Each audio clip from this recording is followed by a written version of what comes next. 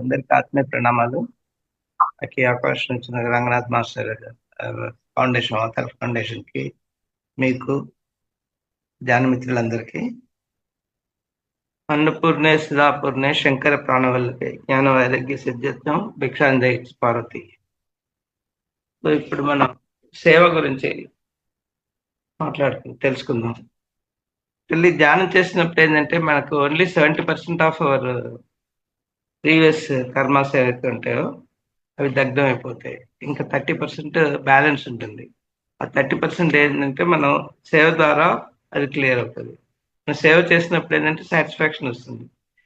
సేవ ఏదైనా 3 రకాలుగా చేయొచ్చు. ఒకటి తన్ మన్ ధన్, అంటే మన శారీరకంగా అంటే సేవ చేయటం. అంటే కొందరు డబ్బు దగ్గరలో లేకపోవచ్చు, వాళ్ళు ఏంటంటే శారీరకంగా వెళ్ళి ఫిజికల్ గా వాళ్ళకి ఆ సేవ చేయటం అనేది కూడా అది కూడా సేవ కృత్యంలోనే వస్తుంది. ఇంకోరు మానసికంగా అంటే మన జ్ఞానాన్ని పంచటం, మనకు తెలిసిన విషయాన్ని మిగతా వాళ్ళకి పంచటం. థర్డ్ వన్ వచ్చేసి ధన రూపేణ. కొందరు ఏంటంటే వాళ్ళు పనిలో ఉండి వచ్చి ఫిజికల్ గా సేవ చేయటము లేదా జ్ఞానాన్ని పంచటం వీలు కాని వాళ్ళు వాళ్ళ డబ్బును కూడా సేవ ద్వారా ఇవ్వచ్చు అన్నట్టు. అది కూడా ఈ 3 రకాల పత్రిజీ గారు చెప్తారు కదా, తన్మందన్ అనేది ఏ రూపంలో చేసినా కూడా అది సేవ కిందనే వస్తుంటుంది. ఆ సేవ చేసినప్పుడు ఏంటంటే మీలో రిజల్ట్ ఏంటంటే మీరు పంచితే పెంచుతుంది అన్నట్టు. మీరు ఎప్పుడైతే ఇవ్వడం స్టార్ట్ చేస్తారో మీకు ఆ సంతృప్తి అనేది మీలో కలుగుతుంటుంది. సో అదే ఇండికేషన్ అన్నట్టు. ఇంకా అంటే ఒకసారి మీరు సేవ చేయడం స్టార్ట్ చేశారంటే మీకు ఆటోమేటిక్గా ఏమనిపిస్తుంది, ఇంకేమైనా చేయాలా లేకపోతే ఏమైనా ప్రోగ్రామ్స్ అంటే మీకు ఆ ఎక్కడైతే నమ్మకం కలుగుతుందో ఆ నమ్మకమైన చోట ఆ మనీ కానీ తర్వాత ఇది కానీ సద్వినియోగం జరుగుతుంది అన్నప్పుడు అక్కడ మీరు ఇచ్చేందుకు ప్రయత్నిస్తారు. మీరు అంటే మీ ఆత్మ సంతోషం ఎప్పుడైతే కలుగుతుందో దాన్ని ఉపయోగించుకుంటూ మీరు ఫర్దర్ గా ఎక్కడ సేవ కార్యక్రమాలు వచ్చినా ఎవరు వచ్చినా కూడా అవి జెన్యున్ అయినప్పుడు మీరు పార్టిసిపేట్ చేస్తూ ఉంటారు, అది కంటిన్యూ చేస్తుంటారు. సో అదే మనకు ఆత్మతృప్తి ఎప్పుడైతే కలుగుతుందో అదే మీకు సేవకి ఇండికేషన్ ఉంటుంది. సో భగవద్గీతలో కూడా మనకి ఇక్కడ ఒక రిలేటెడ్ శ్లోకాన్ని గీతాలో కూడా వివరణ ఇచ్చింది, దాన్ని జస్ట్ చదువుతున్నాను. కర్మణ్యే వాదికారస్తే మా ప్లేస్ కథాచన మా కర్మ ఫల హేతర్భు మాతే సంగోశ్చ కర్మని. దీంట్లో మనకు కర్మల గురించి అంటే కర్మలు చేసినప్పుడే మనకు ఆ దాని ఫలితాలను దగ్ధం కావటం అనేది జరుగుతుంటుందంట. మన ఇది ఇంట్లో నువ్వు కర్మ చేయడానికి మాత్రమే అధికారివి, కానీ ఆ కర్మఫలానికి మాత్రం అధికారివి కాదు. ప్రతిఫలాపేక్ష ప్రతిఫలాపేక్షతో కర్మలను చేయకు. అలాగని కర్మలు చేయడం మానకూడదు. మన కర్మలు చేయటం అనేది మన కంపల్సరీ, మన తప్పనిసరిగా మనం చెయ్యాలి. అది మన కర్మకి అధికారం ఉంది కాబట్టి. కానీ ఆ ఫలితం అనేది మనకు ఇమ్మీడియట్ గా రాకపోవచ్చు, రావచ్చు. ఇప్పుడు ఎలా అంటే మనం ఒక 1 మంత్ మొత్తం జాబ్ చేస్తేనే నెక్స్ట్ మంత్ బిగినింగ్ లో మనకు ఆ చేసిన దానికి ఫలితం అంటే శాలరీ కింద వస్తుంటుంది. అలాగని మనం పని చేయడం మానేసాం అనుకోండి, మానేస్తే మనకు ఏమవుతుంది, శాలరీ తగ్గిపోవటం లేకపోతే లీవ్స్ పోవటమో అనేది జరుగుతుంటుంది అన్నట్టు. ఆ లీవ్స్ పోయినప్పుడు ఏంటంటే మనకి నష్టం అనేది జరుగుతుంటుంది, లేకపోతే శాలరీ తగ్గినా కూడా నష్టం అనేది జరగదు. అలానే ఇక్కడ కర్మలు అనేది మనం ఎప్పుడు చేస్తూ ఉండాలి అన్నట్టు. చేస్తున్నప్పుడే దాని యొక్క ఫలితాన్ని మాత్రం మనం ఆశించకూడదు. ఎలాంటి కర్మలు మనం చేస్తూ దానికి తగ్గట్టుగానే మన ఫలితాలు వస్తూ ఉంటాయి. సో మనం ఎప్పుడు కూడా కంపల్సరీ అంటే అకర్మడు కాకూడదు అన్నట్టు. అంటే నేను పని చేస్తేనే పని చేయకపోతే ఏమవుతుందంటే దానికి ఏ రిజల్ట్ ఉండదు మీకు. దాన్ని మంచి ఫలం చెడు ఫలం అనేది ఏది ఉండదు. కాబట్టి తప్పనిసరిగా కర్మలు చేయటం అనేది మీ యొక్క ఎందుకంటే జన్మ తీసుకున్నాం కాబట్టి కార్యకరణ సంబంధం లేకుండా ఏది జరగదు. దాని ప్రకారమే మనం కర్మలు అనేది చేస్తూ ఉండాలి. ఇప్పుడు ధ్యాన వివరణ ఏంటంటే కర్మలను చేయడానికే మనకు హక్కు ఉంది. కర్మలను సదా అప్రమత్తతో చేస్తూ ఉండాలి. అంటే మనం చేసేది సరైన కర్మలు చేసేందుకు అంటే ఎప్పుడైతే అవేర్నెస్ చేస్తామో సరైన కర్మలు అనేది జరుగుతుంది. ఎప్పుడు కర్మిష్టిగా ఉండాలి. అకర్మణత అనేది ఎప్పుడు ఉండకూడదు.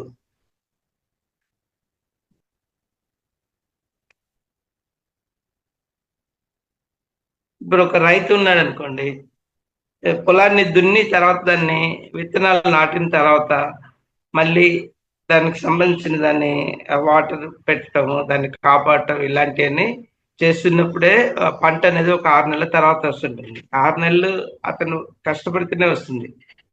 అదే కనుక ఆ రైతు పని చేయలేదనుకోండి, అప్పుడు పంట అనేది రాదు. ఆ ఫలితం అనేది ప్రతిదానికి టైం తీసుకుంటుంది.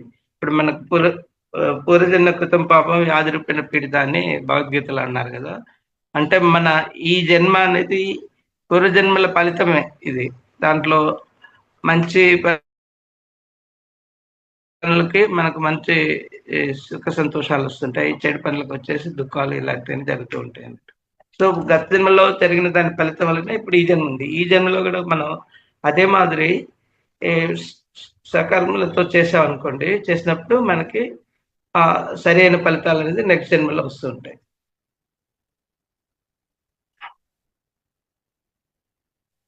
ఈ కష్టాలు నష్టాలు అన్నవి రెండు చెడు కర్మల ఫలితాలు. అలాగే వర్తమానంలోని కర్మఫలాలను భవిష్యత్తులో అనుభవిస్తాం. ఈ వర్తమాన జన్మకు సంబంధించిన పరిమితమైన జ్ఞానంతో ఇప్పుడు అనుభవిస్తున్న కర్మఫలాలు మన యొక్క అనేకానేక గత జన్మలలోని ఏ జన్మకు సంబంధించినది, ఏ కర్మఫలం అనేది అవగాహనకు రాదు. మనం నిర్దేశించలేము కూడా. అందుకే చేస్తున్న కర్మలకు ఎప్పుడు లెక్కలు కట్టకూడదు. లెక్కలు కట్టడానికి మన దగ్గర సరి అయిన విషయ జ్ఞానం ఏమీ లేదు. లెక్కలను ఫలితాలను పూర్ణ సృష్టికే వదిలేయాలి. సృష్టికి మాత్రమే తెలుసు సరి అయిన లెక్కలు కట్టడం. జన్మ జన్మల లెక్కల ప్రకారం రావాల్సింది అంతా వచ్చే తీరుతుంది. జన్మ జన్మల లెక్కల ప్రకారం పోవాల్సిందంతా పోయే తీరుతుంది. కర్మఫలాసక్తి ఉంటే ఫలసిద్ధి అసిద్ధుల పట్ల రాగద్వేషాలను కలిగించి కర్మాచరణ పూర్తి స్వార్థంతో నిర్వహించబడదు. కర్మలు చేయడం మాని అకర్ముడిగా మారిపోతే భవిష్యత్తుకు పునాది వేసే వర్తమానాన్ని వ్యర్థం చేస్తే భవిష్యత్తును సంపూర్ణంగా నష్టపోతాం. కనుక మనం కర్మలను చేస్తూనే ఉండాలి. అకర్మలుగా ఎన్నటికీ కారాదు.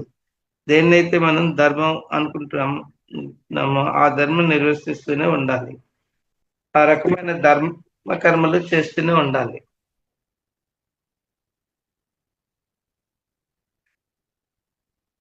దీనికి సంబంధించిన ఇంకో శ్లోకం కూడా మనం డిస్కస్ చేద్దాం. యోగస్థ కురుకర్మాన్ని సంగం త్యక్త్వా ధనంజయ సిద్ధ్య సిద్ధ్యో సమోభూత్వ సమత్వం యోగ ఉచ్యతే. అంటే ధనంజయ అంటే ఓ ధనాన్ని జయించిన వాడ ఆసక్తిని వదిలి యోగ స్థితిలో ఉంటూ కార్యసిద్ధి అయినా కాకపోయినా సమభావం కలిగి కర్తవ్య కర్మలను ఆచరించు. సమత్వాన్నే యోగం అని అంటారు. అంటే మనం మంచి చెడులను రెండింటినీ సమంగా ఎప్పుడైతే మనం తీసుకుంటామో అది పాటిస్తూ మనం కర్మలు చేస్తూ ఉండాలన్నమాట. శ్రీకృష్ణుడు అర్జునుడికి చెప్తున్నాడు. సమత్వం అంటే అన్నిటికీ సరి సమానంగా చూడటం. సమత్వమే అత్యంత గొప్పదైనది. సమత్వమే నిజమైన యోగం అనిపించుకుంటుంది. అనుకూల ప్రతికూల పరిస్థితులకు అతిగా ప్రతిస్పందించక అన్ని పరిస్థితుల్లోనూ ద్వంద్వాలలోనూ సమస్థితిలో ఉండటమే యోగం అనిపించుకుంటుంది. అదే సమత్వంలో ఉండటం అంటే యోగస్థితిలో ఉండడం అంటే యోగస్థితిలోనే ఉంటూ పంచకర్మలన్నీ చేయాలి. మనం చేసేది కండిషన్స్ చెప్తున్నారు. మన ప్రాపంచిక అంటే బాహ్యంగా మనం ఏదైతే కర్మలు చేస్తున్నామో అది యోగ స్థితిలో అంటే దాన్ని మనకు మంచి చెట్లకు న్యూట్రల్ గా ఉంటూ మనం ఎప్పుడైతే కర్మలు చేస్తామో అది యోగ స్థితి అంటారు. ఆ యోగ స్థితిలో ఉంటూ మనం చేస్తే యోగ స్థితిలో ఉండకుండా చేసే కర్మలన్నీ అనర్హేతువులే. అలా కాకుండా మన యోగ స్థితిలో సమత్వం లేకుండా చేసామనుకోండి, సపోజ్ రామాయణం స్టోరీ అక్కడ టీవీలో వస్తుంటుంది. వచ్చినప్పుడు మీరు న్యూట్రల్ గా ఉన్నారనుకోండి, రావణుడికి తను చేసిన నాటకానికి యాక్షన్ కు సమంగా ఎప్పుడైతే మీరు న్యూట్రల్ గా ఉంటారో దానికి మార్కులు ఇస్తారు. అలా రాముడు బాగా నటించారు, రాముడికి మార్కులు ఇస్తారు. మీరు సమస్థితుల్లో లేరనుకోండి, ఇప్పుడు రావణుడి పాత్రలో మీ మీరు స్థితిలో చూశారనుకోండి, అప్పుడు రాముడిని తిడతారు. రాముడి పాత్రలో చూస్తున్నప్పుడు రావణ్ణి తిడతారు. సో అలా జరగకుండా మీరు ఎప్పుడైతే న్యూట్రల్ గా ఉన్నప్పుడు ఏంటంటే, సమస్థితి అంటే మీరు ఆత్మస్థితిలో ఉన్నట్టు. ఆత్మస్థితిలో ఉన్నప్పుడే మీరు ఆ న్యూట్రల్ అనేది వస్తూ ఉంటుంది. అంటే విట్నెస్సీగా చేస్తూ ఉంటారు. ఆ విట్నెస్సీగా ఉన్నప్పుడు మీరు దేన్ని కూడా మంచిని చెడుని ఈక్వల్ గా తీసుకొని దాని ప్రకారం చేస్తుంటాం.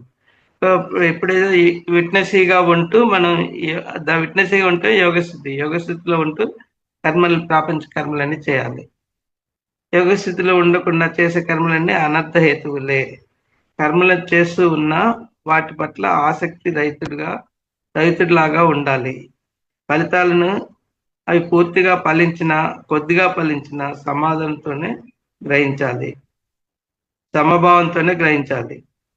జీవితంలోని సకల ఆటుపోట్ల పట్ల ఉదాసీనంగా వ్యవహరించగలిగే మానసిక సమత్వం నిరంతర ధ్యాన సాధన వలన అలవడుతుంది.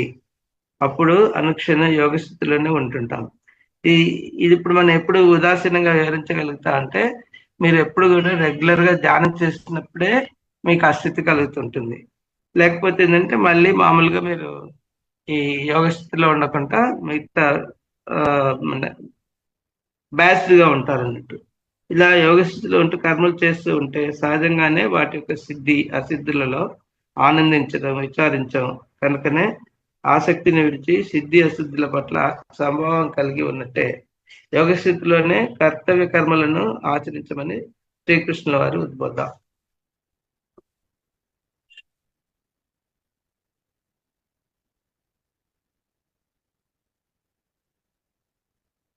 ఇంకో శ్లోకం చదువుతాం ఇక్కడ. బుద్ధియుక్తో జహాతిహ ఉభే సుకృత దుష్కృతే తస్మాద్యోగాయ యజస్వ యోగ కర్మను కౌశలం. అంటే సమబుద్ధి గలవాడు తన పాపుణ్యాలను ఈ జన్మలోనే నశింప చేసుకుంటాడు. యోగ స్థితిలో ఎప్పుడైతే ఉంటారో ఈ జన్మలోనే ఆ పాపుణ్యాలన్నీ నశింపబడతాయి. కాబట్టి నువ్వు కూడా అలాంటి యోగాన్ని అనుసరించి కర్తవ్య కర్మలను ఆచరించు. యోగమే కర్మల్లోని కౌశల్యం. మన జ్ఞానవేరని అంటే మానవుడు నిత్య కర్మిష్టి. కర్మలు చేయకుండా ఒక్క క్షణం కూడా కుదరదు. మంచిదో చెడ్డదో ఏదో ఒక కర్మ చేస్తూనే ఉంటాడు. సృష్టి ధర్మం ప్రకారం పుణ్యపాపాలు, కర్మబంధాలు తగులుకుంటాయి. తత్ఫలితంగా జన్మ పరంపరలో చిక్కుకుని విలువిల్లాడుతూ ఉంటాం. కర్మల్ని ఎలా ఆచరిస్తే కర్మబంధాల్లో చిక్కుకోమో, పుణ్యపాపాల నుండి విముక్తులం అవుతామో, జన్మ పరంపర నుండి బయటపడతామో ఆ కిటుకు, ఆ కౌశలం, ఆ విధానం తెలియజేస్తున్నారు శ్రీకృష్ణ పరమాత్మ. అదే సమస్థితిలో యోగ స్థితిలో ఉండి కర్మలు ఆచరించడం సమత్వం యోగ ఉచ్యతే.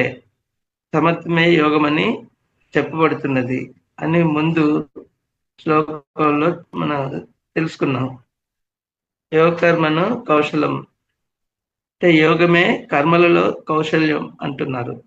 సమత్వంలో ఉంటూ యోగ స్థితిలో ఉంటూ కర్మలు చేయడం అంటే కర్మఫలాల మీద ఆసక్తి కానీ కోరిక కానీ లేకుండా కర్మలు చేయటం. కర్మఫలాల మీద ఆసక్తిని విడవడం అంటే కర్మఫలాలను త్యజించి నిష్కామంగా ఉండటం. అంటే మనం ఎప్పుడైతే కర్మల రిజల్ట్స్ గురించి మనం ఆశించకుండా కర్మలు చేస్తున్నాం అనుకో, దాన్నే నిష్కామంగా ఉంటాం. కర్మఫలాలను త్యజించి నిష్కామంగా ఉండటం.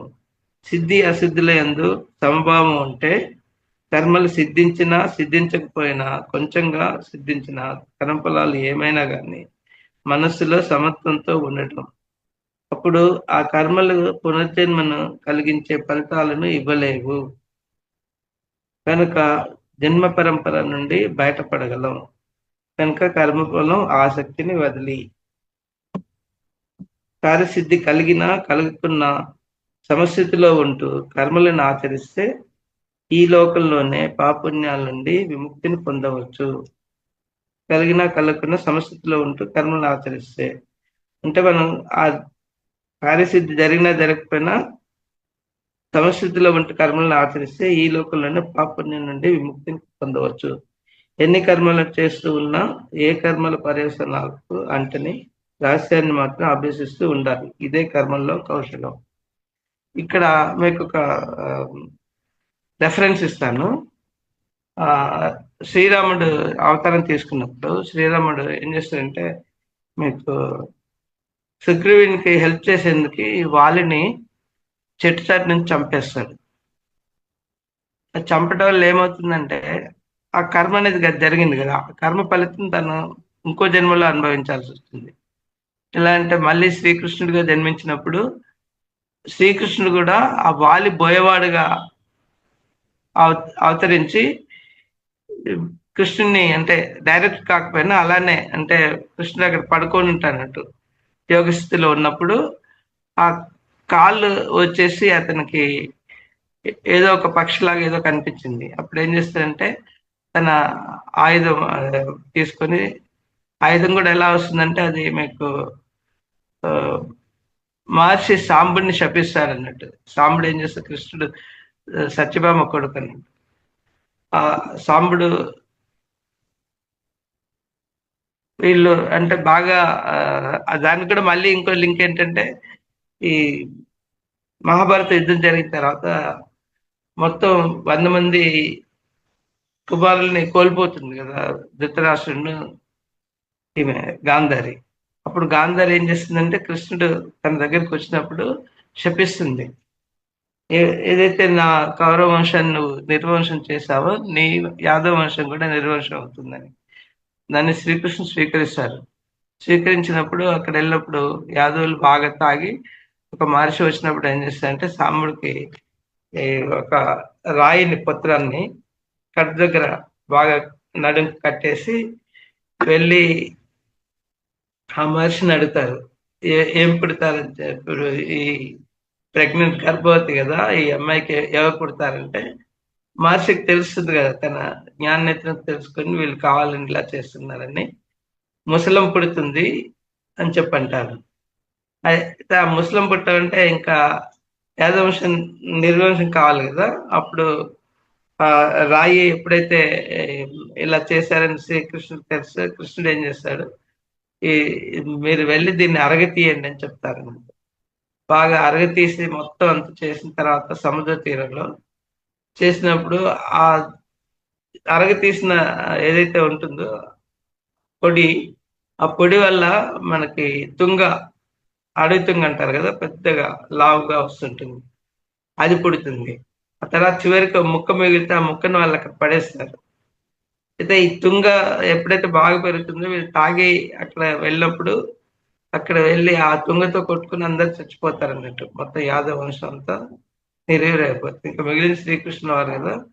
అప్పుడు ఈ బోయవాడు ఏం చేస్తారంటే దాన్ని ఆ మిగిలిపోయిన రాయి ముక్క ఏదైతే ఉంటుందో కోసుగా ఉంటుంది కదా, దాన్ని తీసుకెళ్లి తన బాణానికి అమర్చుకొని దాంతో కృష్ణుల వారిని నిర్యాణం చెందిస్తారు. సో అక్కడ ఏంటంటే అక్కడ బోయవాడుగా వాలి బోయవాడుగా జన్మించాడు, రాములో వచ్చి శ్రీకృష్ణులుగా జన్మించారు. అంటే కర్మ అనేది ఎలా వదిలిపెట్టకుండా వెంటాడుతుంది అనేది, దానికోసం మళ్ళీ మనం పునర్జన్మ ఎత్తి దాన్ని అనుభవించాల్సింది. అది మంచి కానీ చెడు కానీ ఆ ఫలితాన్ని.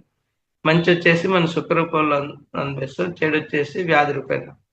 సో అదే మాదిరి ఇక్కడ అదే శ్రీకృష్ణుడు ఆ మిస్టేక్ చేయలేదు. ఎందుకంటే తను ఇదే ఆఖరి జన్మగా చేసుకోవాలనే ఉద్దేశంతో కర్ణుడు ఉంటారు కదా, కర్ణుడిని అర్జునుడితో చంపిస్తాడు. చంపించిన తర్వాత కర్ణుడికి మళ్ళీ పునర్జన్మ ఇస్తాడు అనుకోండి. ఎందుకంటే తను చాలా పుణ్యకార్యాలు చేశారు కదా, పుణ్యకార్యాల ఫలితంగా తను మళ్ళీ జన్మిస్తాడు. మళ్ళీ జన్మించినప్పుడు కర్ణుడి కోసం కృష్ణుడు కూడా జన్మిస్తాల్సి వస్తుంది. అందుకని ఏం చేస్తాడంటే చివరికి అతను చనిపోయిన తర్వాత కర్ణుడి దగ్గరికి వెళ్తాడు. చనిపోయే ముందు, ఇంకా చనిపోయే స్థితిలో ఉన్నప్పుడు వెళ్ళి కర్ణుడి దగ్గరికి వెళ్ళి, నా కర్ణ నువ్వు దానకర్ణుడు కదా, నాకు దానం చేయమంటే ఏమైనా అడిగితే చెప్తాడు, నీ పుణ్య పాపాలు ఏవైతే నువ్వు ఇంతవరకు ఫలితాలు నీ చేసావో దానంలో వచ్చిందో అది నాకు దానం చేయమని అడుగుతాడు. ఎందుకంటే అతన్ని అకర్మని చేశారనుకోండి, ఇంకా అంటే పుణ్య ఫలిత పాపాలన్నీ తను తీసుకున్న తర్వాత ఇంకా అతని కర్ణుడు జీరోయే కదా కర్మలు అనేది. జీరో అయినప్పుడు మళ్ళీ తను జన్మెత్తాడు కాబట్టి కృష్ణుడు కూడా చేయాల్సిన అవసరం లేదు. సో అందుకని కృష్ణావతారంలో ఏంటంటే ఆ కర్మలన్నిటినీ ఒక్కొక్కరిని ఇప్పుడు ఎందరిని చంపినా కూడా ఆ ఫలితాలు అనేది మళ్ళీ వాళ్ళు పునర్జన్మ ఎత్తకుండా చేశారన్నట్టు. దుర్యోధన్ని అలా చేశారు, తర్వాత శిశుపాల్ని చంపినప్పుడు కూడా దంతవక్తుని అలా అందరినీ సంహరిస్తూ వచ్చాడు. కానీ మళ్ళీ వాళ్ళకి జన్మ లేకుండా చేశారంట, వాళ్ళకి మోక్షం ఇచ్చారు అందరికి. తన చేతి చంపబడిన వాళ్ళందరికీ మోక్షం కలిగింది. సో అక్కడ కృష్ణావతారంలో గొప్పతనం ఏంటంటే పరిపూర్ణత్వం. ఇక రామావతారంలో ఏంటంటే మానవుడిగా ఎలా అయితే ఉంటారో మానవుడిగా ఉన్నప్పుడు మనకు ఆ కర్మలు చేసి మళ్ళీ దాని కర్మ ఫలితాలను అనుభవించడం దానికి కృష్ణావతారం వచ్చింది. కృష్ణావతారంలో అసలు మొత్తం మళ్ళీ జన్మెత్తకుండా అందరికీ మోక్షం కలిగించాడు. వాడు దుష్టుడే కావచ్చు, దుర్మార్గుడే కావచ్చు, లేకపోతే మంచివాడే కావచ్చు. దుర్మార్గులందరినీ తన చేతి చంపాడు, లేకపోతే యుద్ధంలో చంపించబడ్డారు. ఇప్పుడు యుద్ధంలో మొత్తం కురువంశంతో పాటు ఎందరో యోధులందరూ చనిపోయి యుద్ధంలో ఎవరైతే చనిపోతారో వాళ్ళకి మోక్షం కలుగుతుంది. సో అదే జరుగుతుంది అన్నట్టు అక్కడ. కర్మ అనేది ఎలా వెంబడిస్తుంటుంది, మన కర్మల్ని చేసి ఎప్పుడు కూడా ఆ కర్మల్ని కృష్ణార్పణం చేయాలి. మనం కృష్ణార్పణం చేసినప్పుడు ఆటోమేటిక్ గా మనకు ఇలాంటివన్నీ జరుగుతుంటాయి. ఇంకో శ్లోకం చూద్దాం. కర్మజం బుద్ధియుక్త విఫలం తక్త మనీషిన జన్మబంధ వినిర్ముక్త పదం గచ్చత్ నామయం. అంటే ఎంచేతంటే సత్వబుద్ధి గల జ్ఞానులు కర్మల పట్ల కలిగే ఫలితాన్ని విడిచి జన్మ అనే బంధం నుండి విడివడి దుఃఖరహితమైన పరమపదాన్ని పొందుతారు. ఎందుకంటే వీళ్ళు కర్మలు చేసినప్పుడు ఏంటంటే వాళ్ళు ఆ మంచి కానీ చెడు కానీ వాళ్ళ ఏం చేస్తున్నాను నాది అనే ఉద్దేశంతో వాళ్ళు చేయరు. ఏం చేసినా కూడా ఆ భగవంతుని ఒక ఛానలింగ్ లాగా తీసుకుంటారు. ఆ భగవంతుడు నన్ను చేస్తున్నాడు, సో ఈ దీంట్లో ఎలాంటి ఫలితం వచ్చినా నాకు సంబంధం లేదు, కృష్ణార్పణం అంటారు. అందుకే ఇప్పుడు ఏదైనా దానం చేసినా ఏ చేసినా కూడా వాళ్ళు నేను చేస్తున్నా అనే ఫీలింగ్ తో చేయకూడదు, చేయకుండా కృష్ణార్పణం అని ఇవ్వాలన్నట్టు. మనం చేసే ప్రతి కర్మని కృష్ణార్పణం ఎప్పుడైతే చేస్తామో ఆ ఫలితాలన్నీ ఆయనకే వెళ్ళిపోతాయి. కాబట్టి మనం ఈ బంధ విముక్తులు అవుతాం అన్నట్టు. అలా కాకుండా నేను అనే పదం ఎప్పుడైతే వస్తుందో అప్పుడు మనకి కర్మలు మనతోటే ఉంటాయి, మంచి చెడు ఫలితాలు అనేది. నేను ఎప్పుడైతే వదులుకుంటామో ఇదంతా నేను అనేది ఏం లేదు, నాతో చేయిస్తున్నారంటే ఆ ఉద్దేశం మీలో ఎప్పుడైతే కలుగుతుందో అప్పుడు బుద్ధి ఉన్నవాడు అంటే ఆత్మజ్ఞానం ఉన్నవాడు అన్నమాట. ఆధ్యాత్మిక పరిభాషలో బుద్ధి అంటే ఆత్మజ్ఞానం, ఆత్మజ్ఞానం అంటే జన్మ మరణ చక్ర విశేష పరిజ్ఞానం. ఆత్మజ్ఞానులు మరి వివేకవంతులు అంటే జన్మరణ చక్ర విశేష పరిజ్ఞానం కలవారు. వారు కర్మల వల్ల లభించే ఫలాలను ఎంత మాత్రం ఆశించరు. ఇందాక మనం డిస్కస్ చేసింది అదే కదా, ఆ ఫలితాలను ఆశించరు. ఆత్మజ్ఞాని మంచి చెడులను రెంటిని ఎప్పుడూ వదిలేస్తాడు. ఆత్మజ్ఞాని కేవలం మరింత యోగం కోసమే పరితపిస్తాడు. ఆత్మజ్ఞాని కేవలం మరింత అవగాహన కోసమే యోగ సాధన చేస్తూ ఉంటారు. వివేకవంతులు వారి వివేకపూరిత జ్ఞానమయ కర్మల ద్వారా శాశ్వతమైన దుఃఖరహిత పదాన్ని మరి మోక్షాన్ని పొందుతారు. ఆత్మనో మోక్షార్థం జగతితాయ చ. మొదట ఆత్మకు మోక్షం, తర్వాతనే జగతీతం కదా. ఇందాక మనం డిస్కస్ చేసినట్టుగానే ఎవరైనా ఆత్మజ్ఞానులు ఎవరుంటే ఆ ఫలితాలను ఆశించకుండా కృష్ణార్పణం చేస్తారు. ఇంకో శ్లోకం అడుగుతుంది. ప్రజాహతి యథా కామాన్ సర్వాన్ పార్థ మనోగతాన్ ఆత్మన్యేవాత్మన తుష్ట స్థిత ప్రజ్ఞస్థ జోత్సతే. అర్జున, ఎప్పుడు ఒకనొక పురుషుడు మనసులో ఉండే సమస్తాలైన కోరికలను వదిలివేస్తాడో, ఆత్మలోనే ఆత్మ సంతుష్టుడై ఉంటాడో అప్పుడే స్థిత ప్రజ్ఞుడని చెప్పవద్దు.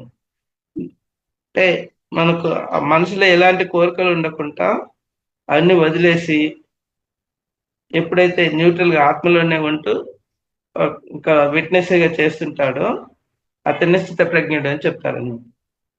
కోరికలలో ఇష్ట వేసిన వాడు సగటు మానవుడు. ఎప్పుడైతే కోరికలతో ఉంటాడో సగటు మానవుడు. అవసరాలు శరీరానికి సంబంధించినవి. మన కోరికలన్నీ శరీరానికి సంబంధించి, కోరికలు మనసుకు సంబంధించినవి. మనసు నుంచి వస్తాయి కదా కోరికలన్నీ. అవసరాలు వేరే, కోరికలు వేరే. అవసరాలను ఎప్పుడు అవసరాలు ఎప్పుడు సమంజసమే. అంటే మనకు అవసరాలు అనేది ఈ మనకు అంటే అది నెసెసిటీ కాబట్టి అవి సమంజసమే, ఉండటం తప్పలేదు. కానీ కోరికలు ఎప్పుడు అసమంజసమే. అవసరం అనేది మనం తీర్చుకోవాలి, దానికి తప్పలేదు. కానీ కోరికలు అనేది ఉండకూడదు. ప్రాపంచికమైన అత్యాశలే కోరికలు. అంటే మనకు ఏదైతే ఫిజికల్ లైఫ్ లో అయితే నెసెసిటీ అంటే అవసరాలు కాకుండా మిగతా ఏంటి అనుకోండి. ఇప్పుడు నాకు ఆ, మన అవసరాలు తీరేందుకు సపోజ్ ఇక్కడ నుంచి ఈ పని మీద ఎక్కడైనా వెళ్ళాలనుకోండి. వెళ్ళాలనుకున్నప్పుడు మనం వీలైతే బస్సులో వెళ్తాం, లేకపోతే ఆటోలో వెళ్తాము, లేకపోతే మొబైల్ లో వెళ్తాము, కార్లో అది క్యాబ్ బుక్ చేసుకొని వెళ్ళిపోతాం. సో అక్కడ పనులు అనేది తీరుతున్నాయి మీ అవసరానికి, మీ టైం తగ్గట్టుగా. లేకపోతే ఇంకా ఎక్కువ డిస్టెన్స్ ఉందనుకోండి ట్రైన్ లో వెళ్తాము. ఇంకా దూర ప్రదేశాలు ఉన్నప్పుడు ఫ్లైట్ లో వెళ్తాము. మన అవసరాన్ని బట్టి, ఆ తర్వాత కంఫర్ట్ టైంని బట్టి కూడా మన పెట్టగలిగే డబ్బుని బట్టి ఆ మోడ్ ఆఫ్ ట్రాన్స్పోర్ట్ అనేది మనం చెక్ చేసుకొని చేస్తాం. అలా అని ఇప్పుడు మనకి ఏదో ఒకసారి మనం ట్రావెల్ చేస్తున్నాం కదా అని చెప్పని నెలకు ఒకసారి లేకపోతే రెండు నెలలకు ఒకసారి వెళ్తున్నాం అని చెప్పని దానికోసమని అంటే మనకు అవైలబుల్ పబ్లిక్ ట్రాన్స్పోర్ట్ కాకుండా నాకు కారు కావాలి, నాకు హెలికాప్టర్ కావాలి, నాకు విమానం కావాలి అని అన్ని పెట్టుకున్నాం అనుకోండి, అవి కోరికల కింద వస్తాయి. మీరు ఎప్పుడో ఒకసారి వెళ్ళేదానికోసం అన్ని కొని పెట్టుకోలేరు కదా. సో లేదు, మనకు వేరే వాళ్ళకు ఉంది, నాకు కావాలని చెప్పని ఆ ఉద్దేశంతో మనం దాన్ని కోరికల కింద తీసుకుంటారంట. సో మన అవసరం తీరుతున్నది పబ్లిక్ ట్రాన్స్పోర్ట్ తో పాటు, అలా తీరుతున్నప్పుడు అలా మేనేజ్ కావాలి. లేదు కంపల్సరీ 24/7 లేకపోతే అంటే ఉద్యోగాలు ఉంటాయి కొందరికి, ఎలాంటి మార్కెటింగ్ అని లేకపోతే డెలివరీ సిస్టమ్ అని, వాళ్ళకి వెహికల్ అవసరం. సో వాళ్ళు కొనుక్కోవడం తప్పలేదు. అంటే మన ఏదైతే అవసరం అనేది మనం గుర్తించి దాని ప్రకారం మనం కోరికలు అది చేసుకుంటూ చేసుకోవాలి. ప్రాపంచిక అత్యాశలే కోరికలు. అంటే ఇప్పుడు మనకు అవసరం లేకపోయినా కార్లు, హెలికాప్టర్లు ఇలాంటివన్నీ కావాలనే కోరికలతో ఉన్నప్పుడే మనకు బాధ వస్తాయి అన్నట్టు. అవి మనసు యొక్క మారుమూలల్లో దాక్కుని ఉంటాయి. అన్ని రకాల కోరికలను త్యజించి జీవించాలి. ఏ ఒక్కటే కూడా మిగలకుండా నిశ్శేషంగా త్యజించాలి. సమస్త దృశ్య జగత్తుకు అతీతమైన ఆత్మ యొక్క యథార్థ స్వరూపాన్ని దర్శించి ఆత్మలోనే స్థితమైనప్పుడు అంతా తానే, తానే అంతా. అప్పుడు ప్రత్యేక కోరికలకు తావెక్కడ. అంటే మమ ఆత్మ సర్వభూతాన్ని సర్వం జగతం కలుదం అని చెప్పని ఏదైతే మనం అనుకుంటాం, ఏకత్వంలో ఉంటామో, ఏకత్వంలో ఉన్నప్పుడు ఆటోమేటిక్ గా మీకు ఈ ద్వంద్వంలో ఉన్నప్పుడే మీకు కోరికలు ఎక్కువ ఉంటాయి. ఏకత్వంలో ఉన్నప్పుడు మీ కోరికలు అనేది నశిస్తాయి.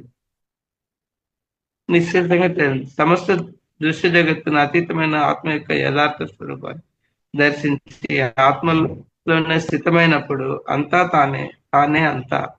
అప్పుడు ప్రత్యేక కోరికలు తావెక్కడ. ఇదే అన్నట్టు అంతా తానే అంటే ఏకత్వంలో ఉన్నట్టు అన్నట్టు. ధ్యాన సాధన ద్వారా, యోగ సాధన ద్వారా ఆత్మానుభూతిలోని ఆనందాన్ని అంటే ఆత్మానందాన్ని అనుభవిస్తూ తన ఆత్మలోనే తాను సంతృప్తిని పొందుతూ ఆత్మలోనే తిష్ట వేసిన వాడు స్థితప్రజ్ఞుడు. దీనికి ఒక ఎగ్జాంపుల్ మనకి ఇక్కడ గుర్తు చెప్తున్నాను. ఈ అలెగ్జాండర్ ఉన్నాడు కదా, విశ్వ విజేత అలెగ్జాండర్. అతను మొత్తం ప్రపంచాన్ని చేస్తూ వస్తూ వస్తూ ఒక ఇండియాకి వస్తాడు అన్నట్టు. ఇండియాకి వచ్చినప్పుడు ఒక అతని అడవి ద్వారా వెళ్తున్నప్పుడు అతని సైనికులు ముందు వెళ్ళి అంత క్లియర్ చేస్తుంటారు చుట్టుపక్కల వాళ్ళు, అలెగ్జాండర్స్ వెళ్ళిపో అని దారి క్లియర్ చేస్తుంటారు.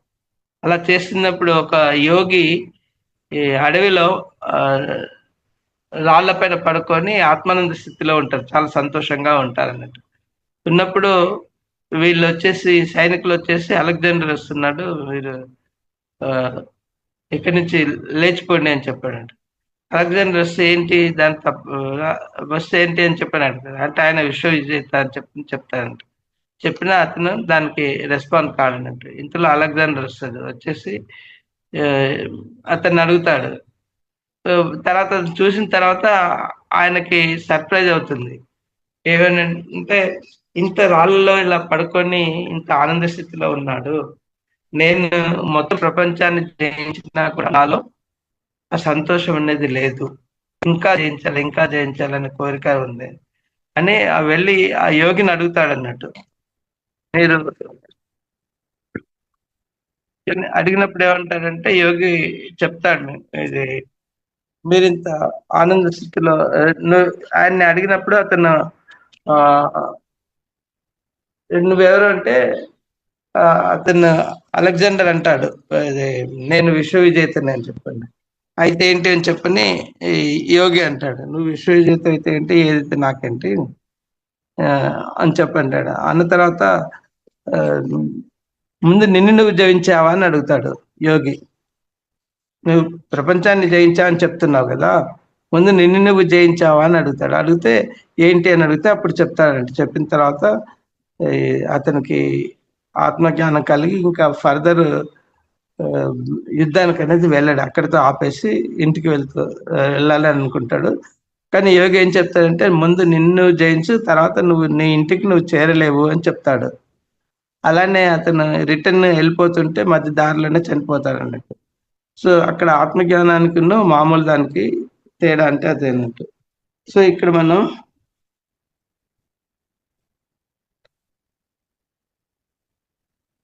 ఇంకొక శ్లోకం చదువుతాం ఇక్కడ. యదా సంహారతే చాయం కూర్మో అజ్ఞానివ సర్వశ ఇంద్రియానింద్రియ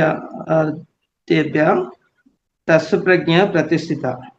అంటే తాబేలు తన అవయవాలను అన్ని వైపుల నుంచి ఏ విధంగా లోపలికి ముడుచుకుంటుందో, అదే విధంగా ఒకానొక పురుషుడు ఇంద్రియాలను వాటి విషయాల నుంచి వెనక్కి మళ్లించాలి. అప్పుడు అతని జ్ఞానం స్థిరంగా ఉంటుంది. అంటే బాహ్య మన కోరికలు ఏవైతే ఉంటుందో ఆ కోరికలన్నీ మనం ఎప్పుడైతే విత్డ్రా చేసుకుంటామో, ఆ విత్డ్రా చేసుకున్నప్పుడు అంటే తాబేలు తన అవయవాలన్నీ ఆ డప్పులో దాచుకొని ఎలా ఉంటుందో ఆ స్థితిలో మనం ఉన్నప్పుడు, అంటే మన కోరికలన్నింటినీ విత్డ్రా చేసుకుంటే అప్పుడు మన యోగ స్థితి అంటారు.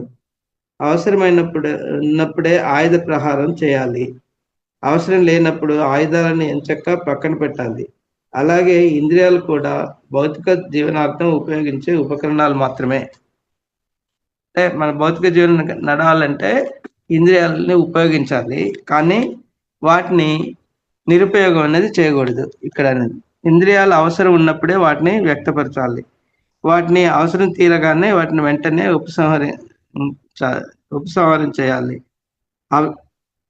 అవయవాల అవసరం లేనప్పుడు, ఇంకా ఏదైనా అలికిడి అయినప్పుడు తాబేలు తన అవయవాలన్నింటినీ తన డిప్పులోకి లాగేసుకుని ముడుచుకుంటుంది. అలాగే ప్రతి యోగి కూడా జీవించాలి. అలా చేసేవాడి శక్తి ఎప్పుడూ విజృంభించి ఉంటుంది. అంటే నిరుపయోగం కాదు కదా, మనలో ఉన్న ఎనర్జీస్ ఎప్పుడు కూడా నిరుపయోగం చేయనప్పుడు ఏంటంటే, మీరు కుండ నిండుగా ఉన్నట్టుగా మీ ఎనర్జీస్ మీలోనే ఉంటాయి. అలా చేసేవాడి జ్ఞానం ఎప్పుడు సునిశ్చితమై ఉంటుంది. అనవసరం అయినప్పుడల్లా మనసు సంపూర్ణంగా బాహ్య ఇంద్రియ విషయాలను వదిలేయాలి. అంటే అవసరం ఉన్నప్పుడే వాడుకొని మిగతా టైంలో మనం వాటి గురించి ఆలోచన చేయకూడదు. ఆయా సమయాల్లో మరి సందర్భాలలో సంపూర్ణంగా అంతర్ముఖమై ఆత్మస్థితిలో స్థితమవ్వాలి. ఇప్పుడు మనకి ఏదైతే పనులు అంటే బాహ్యంగా అవసరం లేనప్పుడు ఏం చేయాలంటే, మనం ఏం చేస్తుంటాం, టైం పాస్ కోసం టీవీ సీరియల్స్ చూడటం, లేదా వాళ్ళతో వీళ్ళతో కబుర్లు ఆడటం, ఇలాంటివన్నీ మనం చేసి మన ఎనర్జీస్ని వేస్ట్ చేసుకుంటాం. ఒకసారి ఏంటంటే వేరే వాళ్ళతో ఇంటరాక్ట్ అయినప్పుడు వాళ్ళు నెగటివ్ ఎనర్జీస్తో ఉన్నారనుకోండి, కూడుకున్నప్పుడు ఆ నెగటివ్ ఎనర్జీస్ మనకు వస్తాయి. మన ఎనర్జీస్ లీక్ అయిపోయి మన మంచి ఎనర్జీస్ వాళ్ళకి వెళ్ళటం, తర్వాత వాళ్ళ ఆ, చెడు ఎనర్జీస్ మనకు రావటం అనేది జరుగుతుంటుంది. అప్పుడు ఏమవుతుందంటే, వాళ్ళు మనతో మాట్లాడినప్పుడు వాళ్ళు ఏం చెప్తారు, మీతో మాట్లాడినప్పుడు చాలా మనసు తేలిగ్గా ఉందని నేను చెప్పిన వాళ్ళు వెళ్ళిపోతారు. కానీ వాళ్ళకి తేలికతనం వస్తుంది.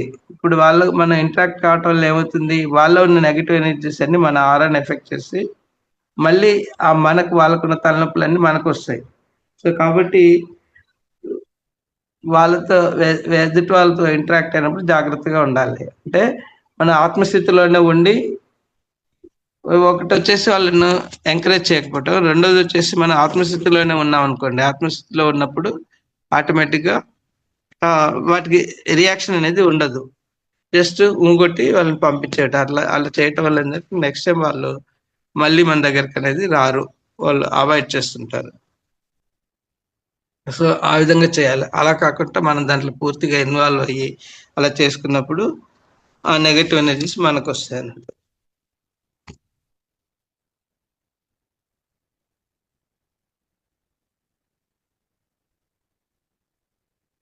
ఇక్కడ ఇంకో శ్లోకం రిలేటెడ్ గా ఉంది.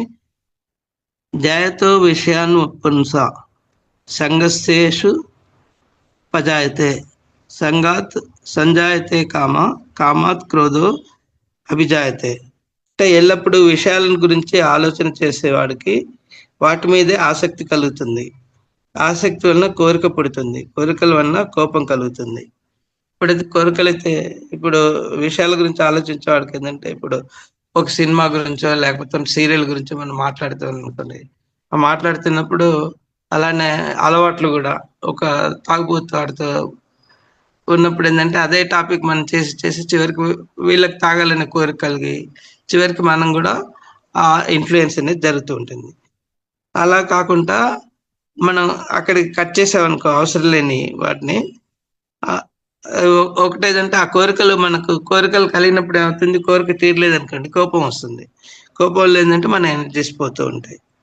సో మనం దేన్ని గురించి నిత్యం ఆలోచిస్తూ ఉంటామో దాని మీద ఆసక్తి పెరుగుతుంది. ఎప్పుడైతే ఆసక్తి అంటే సంఘం పెరుగుతుందో కామం ఉద్భవిస్తుంది, కోరికలు అనేది ఉద్భవిస్తాయి అన్నట్టు.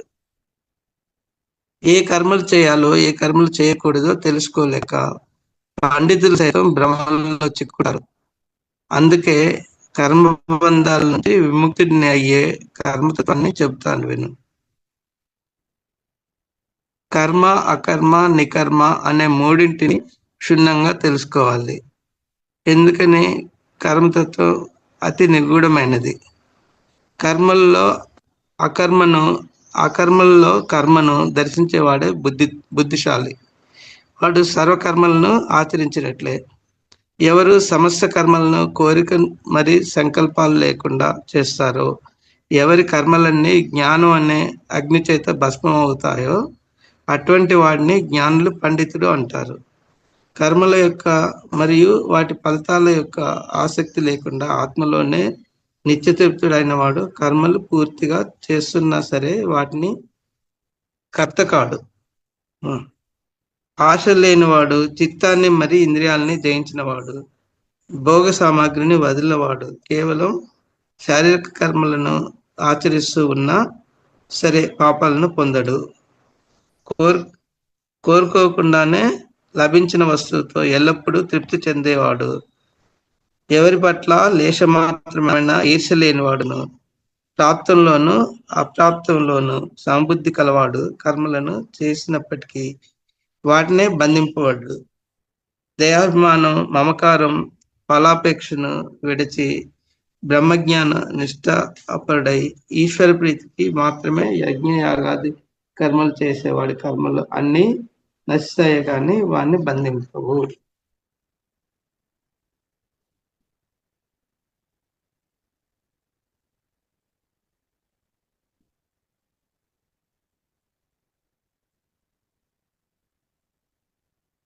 సో మనకి ఏంటంటే అరిషడ్ వర్గాలు ఉన్నాయి. అందులో కోపం కూడా మనకి కోపం వల్ల ఎలాంటి నష్టాలు జరుగుతాయి అనేది ఈ శ్లోకంలో. క్రోధాత్ భవతి సమ్మోహ, సమ్మోహత్ స్మృతి నిభ్రమ, స్మృతి భ్రంశాత్ బుద్ధినాశో, బుద్ధినాశాన్ ప్రణశ్యతి. అంటే కోపం వలన అవివేకము, అవివేకం వలన స్మృతి భ్రంశం, దాని వలన బుద్ధి చెడతాయి.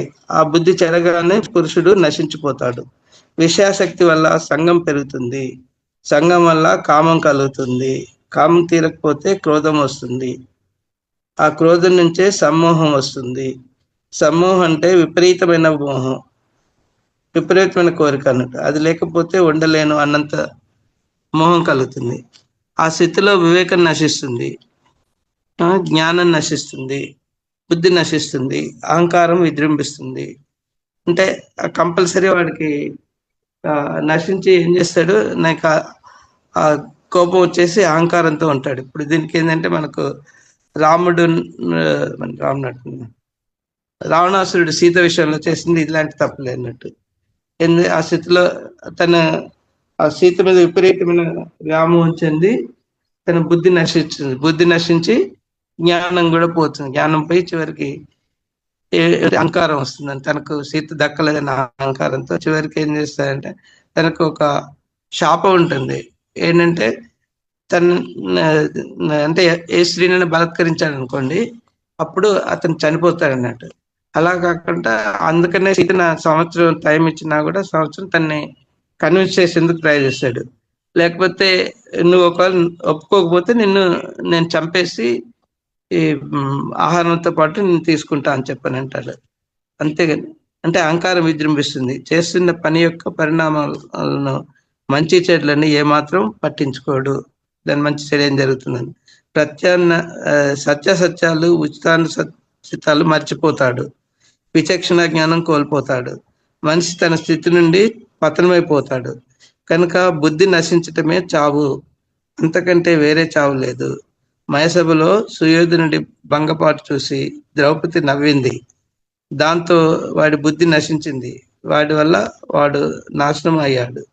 తద్వారా ప్రపంచం అంతా నాశనం అయింది. ఒక గుడ్డి ఎద్దు చేనులో పడితే దానికి నష్టమే, చేనుకు నష్టమే. మోహాంధకారంలో ఉన్నవాడు, విలువలు తలకిందులు అయినవాడు, తాను చెడిపోయి ఇతరులను కూడా చెడుపు చేస్తాడు.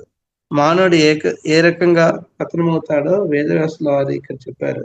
మనల్ని మనం పతనం కాకుండా ఎలా రక్షించుకోవాలో మార్గాన్ని సూచిస్తున్నారు. ఆదిశంకరాచార్యుల వారు వారి యొక్క భజగోవిందంలో సత్సంగస్సే నిస్సంగత్వం, నిస్సంగత్తే నిర్మోహత్వం, నిర్మోహత్తే నిశ్చల చిత్తం, నిశ్చల చిత్తే జీవన్ముక్తి. సజ్జలతో సత్కాల క్షేపం చేస్తూ ఉంటే ప్రాపంచిక విషయాశక్తి నశిస్తుంది. విషయాశక్తి తగ్గితే కోరికలు తగ్గి క్రమంగా మోహం నశిస్తుంది. తద్వారా మనసు నిశ్చలమవుతుంది. నిశ్చలమైన చిత్తమే జీవన్ముక్తి అంటున్నారు శ్రీ ఆదిశంకరాచార్యులు.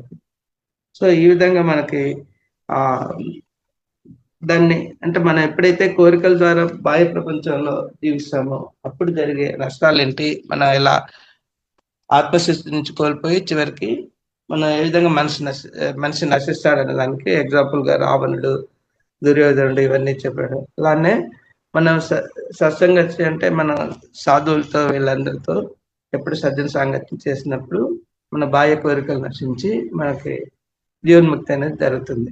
సో ఇక్కడ మనకి జీవన్ముక్తి అంటే మనకు సేవతత్వంలో ఏంటంటే మనం ఎప్పుడైతే ఈ ఒకసారి కొందరికి ఆలోచనలు వస్తాయి, నేను కూడా సేవ చేస్తున్నాను భార్య పిల్లలకి, మా స్నేహితులకి అని చెప్పి ఏదైతే అనుకుంటారో అది సేవ కాదు. కుటుంబం కోసం ఏదైతే చేస్తారో అప్పుడు వాళ్ళు పోయేవాడు అన్నట్టు. అంటే రత్నాకరుడు ఎలా అయితే తన కుటుంబం కోసం ఎదుటి వాళ్ళని చంపి ఏదైనా చేసి సంపాదన చేస్తూ ఉంటాడు కదా, అప్పుడు అతని ఎనర్జీ లెవెల్స్ వచ్చేసి శేషవాత్మ అన్నట్టు. శేషవాత్మ అంటే అప్పుడు 0 to 100 యూనిట్స్. ఒక మనిషి మీకు జంతువు నుంచి మనిషిగా మారినప్పుడు జంతువు ఎలా ప్రవేశిస్తుందో అదే లక్షణాలు ఉంటాయి. కాకపోతే ఈ జ్ఞానం అనేది దాని ప్రకృతికి సహజంగా కాకుండా ఇప్పుడు జంతువు ఉందనుకో, తనకు ఆకలేసినప్పుడే చంపి తింటుంది. అది కూడా పూర్తిగా 100% అది తినదు. ఓన్లీ తనకు కావాల్సినంత, శరీరానికి కావాల్సిన 50% మాత్రమే తింటుంది. మిగతా జంతువులకు పంచిపెడుతుంది. ఒక పులి కానీ ఒక సింహం కానీ చంపిందంటే ఒకసారి తిన్న తర్వాత 7 రోజులు ఉపవాసం ఉంటుంది సింహం అయితే. పులి అయితే 4 రోజులు ఉపవాసం ఉంటుంది. చిరుత అయితే 4 రోజులు ఉపవాసం ఉంటుంది. అది తినేది ఒక పూటే. 2 రోజుల తర్వాత మళ్ళీ ఆహారానికి వెళ్తుంది. సో మనిషి అలా కాదు, రోజు తన అవసరాల కోసం ఎదుటి వాళ్ళని హింసించడం, చంపడం, అంటే శేషవాత్మ స్థితిలో ఉన్నప్పుడు అంటే 0 to 100 యూనిట్స్ లో ఉంటాడు. అలా వాడు 100 జన్మలు ఎత్తు కానీ నెక్స్ట్ లెవెల్కి అనేది మారడంటు. అది మూలాధార స్థితిలో ఉన్నప్పుడు శేషాత్మలో ఉంటే ఇలాంటి స్వార్థపూరితంగా అంటే తన వారి కుటుంబం కోసం ఎదుటి వాళ్ళని ఏ విధంగా హింసించి తను చేస్తుంటాడు కాబట్టి అన్ని పాపకర్మలన్నీ తను పెంచుకుంటాడు. సో అది సేవ కాదు అది. అలానే నెక్స్ట్ లెవెల్కి వెళ్ళినప్పుడు స్వాధిష్టాన చక్రం అంటే 101 to 200 అక్కడ కూడా తను ఏం చేస్తుంటాడు, సేవ అనుకుంటాడు కానీ సేవ కాదు అది. ఎలా అంటే ఒక గ్రూప్ లీడర్ గా ఉంటూ, ఒక స్ట్రీట్ ఫైటర్ వాళ్ళకి గ్రూప్ లీడర్ గా ఉంటూ, లేదా ఒక పార్టీలో ఒక గ్రూప్ లీడర్ గా ఉంటూ ఎదుటి పార్టీ వాళ్ళని హింసించడం, చంపేయటం, అవసరాల గురించి ఇలాంటివి, అది కూడా సేవ కాదు. ఈ 200 జన్మల్లో ఏంటంటే తను చేసే పనుల వల్ల ఆ కర్మల వల్ల ఆ పాపాలన్నీ పెంచుకుంటాడు. ఆ పాపాలు పెంచుకున్నప్పుడు అతని ఆ మూట అనేది అక్కడ పెరిగిపోతూ ఉంటుంది. ఇంకా ఆ 200 దాటిన తర్వాత తన స్థితి ఎక్కడ వస్తారంటే మణిపూర్ చక్ర స్థితికి వస్తారు. అది 201 to 300 అక్కడ ఒక 100 జన్మలు ఎత్తాలి. అక్కడ ఏంటంటే సేవ చేయటం స్టార్ట్ చేస్తాడు కానీ అది గుర్తింపు కోసం చేస్తాడు. ఎప్పుడైనా అంటే ఒక ఏదైనా ఐటమ్ లేకపోతే మనీ ఇచ్చినప్పుడు తను గుర్తింపు కోసం ఏం చేస్తాడు, వాళ్ళ పేర్లు అవన్నీ రాసుకోవటం ఇలాంటివన్నీ చేస్తాడు. అయితే అది అక్కడ కూడా ఆ గుర్తింపు కోసం ఏదైతే చేస్తాడో దాని ఫలితం కూడా తను అనుభవించలేదు. సో నెక్స్ట్ లెవెల్ అంటే 4 అనాథ చక్ర స్థితికి వచ్చినప్పుడు అక్కడ సేవ ఏంటంటే మీరు సేవ చేస్తారు కానీ అయితే అన్కండిషనల్ గా ఒక చెట్టు అయితే తను ఎప్పుడు కూడా ఏది ఆశించకుండా మీరు నీళ్ళు పోస్తేనే నేను ఫలాలు ఇస్తానన్న మాట అనుకుంటా తను పువ్వులు కానీ కాయలు కానీ ఇవి ఈ ఫలాలు కానీ లేకపోతే ఆకుకూరలు కానీ చివరికి దాన్ని కట్ చేసినా కూడా ఆ మాన్తోటి మనం ఫర్నిచర్ అన్ని చేసుకుంటాం. ఇలా ఈ విధంగా అయితే అవి ఎప్పుడైతే చేసుకుంటాయో ఆ చెట్టు ఏదైతే తత్వం ఉన్నదో అది నథింగ్ బట్ కృష్ణతత్వం అంటారు. కృష్ణతత్వం అంటే అన్కండిషనల్ గా మీరు ఎప్పుడైతే సేవ స్టార్ట్ చేస్తారో దాన్ని మీకు ఆ ఫలితాలు అనేది మీకు వస్తాయి. అదేంటంటే మీరు ఆశించకూడదు. దాన్ని కూడా మనం డిస్కస్ చేసినట్టుగా సేవ చేయడం వరకే నీ ధర్మం. సేవ మీద అధికారం నీకు లేదు. సేవ చేసే అధికారం ఉంది, ఫలితాలను ఆశించే అధికారం లేదు. ఇప్పుడు ఆ ఫలితాలు కూడా నువ్వు ఆశించకుండా కృష్ణార్పణం అని చెప్పని మీరు ఎప్పుడైతే చేశారో అప్పుడే జీవన్ముక్తి అనేది జరుగుతుంటుంది. సో ఎప్పుడైతే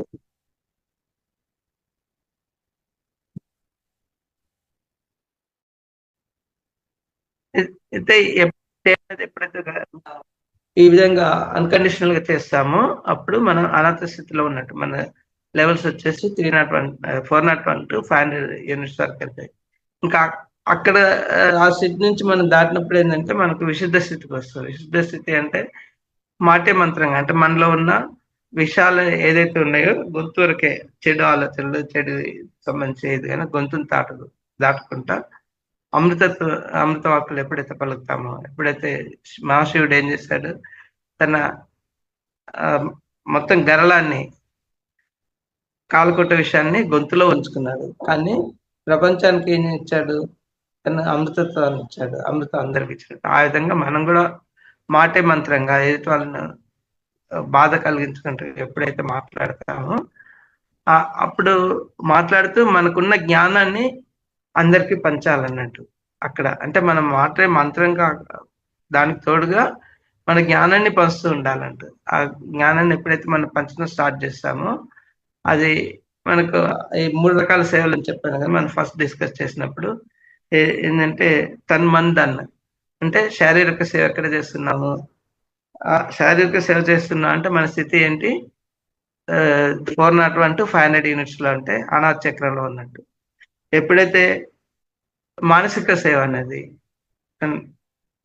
ధనరూప సేవ ఎక్కడ చేస్తున్నాము, ధనరూప సేవ చేస్తున్నప్పుడు మనకు 300 to 400 యూనిట్స్ మధ్యలో ఉన్నట్టు ధనం ద్వారా. ఈవెన్ ఒక్కొక్కసారి ఆశించి చేసినప్పుడు 300 to 300 యూనిట్స్ వరకు ఉన్నట్టు 201 to 300. ఆశించకుండా ఎప్పుడైతే స్టార్ట్ చేస్తామో ఇచ్చే డబ్బును కూడా మనం ఆశించకుండా, ధర్మరాజు గారు ఏం చెప్తారంటే మన కుడి చేతి దానం చేస్తే ఎడమ చేతికి తెలియకూడదు. ఆ విధంగా ఆ స్థితిలో ఎప్పుడైతే దాన్ని స్టార్ట్ చేస్తామో అప్పుడు మీరు మీ ఎనర్జీ లెవెల్స్ పెరిగినట్టు 401 టు 500. సో ఈ శారీరకంగా తర్వాత మానసిక డబ్బు ఇది ఈ డబ్బు రూపేణా ఇంకా మిగతా వచ్చేసి మానసికంగా అన్నప్పుడు మీ జ్ఞానాన్ని పంచడం అన్నది అన్నిటికంటే ఉత్కృష్టమైనది. ఎందుకంటే మీరు జ్ఞానం పంచాలంటే మీరు కూడా జ్ఞాని కావాలి. జ్ఞాని అయినప్పుడే మీరు పంచగలుగుతారు. మీరు జ్ఞాని అయ్యారంటే ఆటోమేటిక్గా మీ ఎనర్జీ లెవెల్స్ పెరిగినట్టు. సో భగవద్గీతలు కూడా అదే చెప్తారు 3 సేవల్లో. ఏంటంటే జ్ఞానాన్ని పంచడం అంత గొప్ప సేవ ఇంకేది కాదండి. ఎందుకంటే మీరు ఎదుటివాడిని ఎప్పుడైతే జ్ఞాని అంటే ఎన్లైటన్ చేస్తారో వాడు వెళ్ళి ఇంకొక 10 మందిని చేస్తారంట. ఈ విధంగా మొత్తం అది స్ప్రెడ్ అయిన కొద్దీ మనకు ప్రపంచంలో జ్ఞానులు పెరుగుతూ ఉంటారు, అజ్ఞానులు తగ్గుతూ ఉంటారు. సో అంతకు మించిన సేవ ఇంకోటి ఉండదంట. అదే మీరు డబ్బు రూపేణ చేసినా లేకపోతే శారీరకంగా చేసినా ఒక్కొక్కసారి ఎదుటివాడి జ్ఞానం పొందనప్పుడు ఏం చేస్తారంటే వాడు అదే వృత్తిలో వీడి దగ్గర ఇంకేం తీసుకోవాలని ఆలోచన చేస్తారు. ఇప్పుడు ఎవడన్నా మీరు వాడికి అవసరం వచ్చినప్పుడు మీరు కొంత డబ్బు సహాయం చేస్తారు అనుకోండి, వాడు తెలివికల్ల వాడైతే దాంతో కృతజ్ఞత పొంది ఆ తర్వాత డబ్బు రిటర్న్ చేయటం లేకపోతే అది చేస్తాడు. లేకపోతే ఏం చేస్తాడు, వేరే అజ్ఞానిగా ఉన్నవాడు ఏం చేస్తాడంటే ఇంకోసారి ఇంకో విధంగా మీ నుంచి సహాయం పొందాలని చూస్తున్నాడు. అలా చేయటం కూడా మనం అక్కడ విచక్షణ లేకుండా అది నిరుపయోగం చేశారనుకోండి, మళ్ళీ దానికి తగ్గిన సపోజ్ వాడు మీ దగ్గర తీసుకున్న డబ్బుతోటి తాగి తనలాంటి కుటుంబాన్ని నాశనం చేసుకున్నాడు అనుకోండి, ఆ చెడు కర్మలు అనేది మనకు వస్తాయి. సో కాబట్టి మనం సేవ చేసినప్పుడు కూడా ఆ విచక్షణతో చేయాలి. అది తెలుసుకొని అది వాటిని సద్వినియోగం చేస్తున్నాడా లేదా దుర్వినియోగం చేస్తున్నాడా అనేది. సో మనం ప్రాక్టికల్ గా ఇప్పుడు వాడికి భోజనం పెట్టారనుకోండి, దాని ఫలితం వచ్చేసి ఒక పూటే ఉంటుంది. మీరు గుడ్డలు ఇస్తే ఒక 3 నెలల నుంచి 6 నెలల వరకు ఉంటుంది. అదే స్థలము ఇలాంటివి ఇచ్చారనుకోండి, దాని ఫలితం వచ్చేసి ఒక 30 సంవత్సరాలు వాడి జీవితకాలం ఉంటుంది. అలాగంటే వాడి జ్ఞానం తయారు చేశారనుకోండి, జ్ఞానం చేస్తే వాడు ఇంకా మిగతా వాళ్ళని కూడా జ్ఞానం తయారు చేస్తాడు. సో ఆ విధంగా సేవ అనేది కూడా మనం అలా కాకుండా ఇది చేసి దాని రిజల్ట్స్ ఉంటాయి. ఇంకోటి ఇప్పుడు ఒక సంస్థకి అంటే టిటిడి లేకపోతే ఇంకా వేరే గణపతి సత్యనారాయణ స్వామి అలాంటి వాళ్ళకి మీరు డొనేషన్స్ ఇచ్చారనుకోండి, ఆ డొనేషన్స్ ఇచ్చినప్పుడు ఏంటంటే మీకు సాటిస్ఫాక్షన్ ఏముంటుంది, అప్పుడు ఈ సద్వినియోగం జరుగుతుందని. అక్కడ కూడా మీకు ఆ స్థితిలో చేసినప్పుడు కూడా మీకు ఆజ్ఞా చక్రం అనేది ఓపెన్ కాదు. సో అట్లా కాకుండా మీకు ఆజ్ఞా చక్రం ఓపెన్ అయినప్పుడు ఏంటంటే మీరు ఈ సంస్థలకు ఇచ్చేది దానికంటే కూడా నెక్స్ట్ లెవెల్కి వెళ్ళిపోతారు. నెక్స్ట్ లెవెల్కి వెళ్ళడం అంటే జ్ఞాని కావటం. జ్ఞానాన్ని మీకు మీరు జ్ఞాని అయ్యి మీరు జ్ఞానాన్ని ఎప్పుడైతే పంచుతున్నారో మీ లెవెల్స్ 600 యూనిట్స్ దాటుతుంది. సో 600 యూనిట్స్ దాటారంటే మీ ఇన్ఫ్లుయెన్స్ వల్ల చుట్టుపక్కల కూడా మంచితనం అనేది పెరుగుతూ ఉంటుందండి. ఈ విధంగా మనకు సేవతత్వంలో ఉండే డిఫరెంట్ లెవెల్స్, దాని యొక్క మనం ఎలా దాని యొక్క ఫలితాలు ఉంటాయనేది మనం ఇందాక భగవద్గీతలో కొన్ని శ్లోకాలను కర్మలు చేయటంలో దాని గురించి మనం డిస్కస్ చేసాము. సో మీకు ఎవరికైనా 10 డౌట్స్ ఉంటే 1 or 2 డౌట్స్ ఎందుకంటే టైం కావస్తుంది కాబట్టి ఎవరైనా రేస్ చేయొచ్చు.